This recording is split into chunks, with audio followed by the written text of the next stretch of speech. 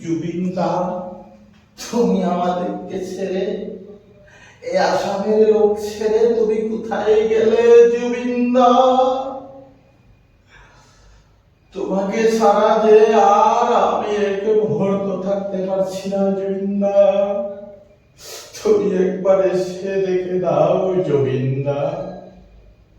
সোনার বরণ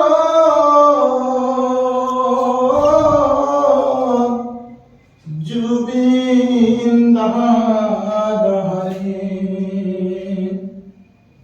সোনার বরণ জুবিনদা রে। খাঁচা হইতে গেল রে দাদা, পাখি গেল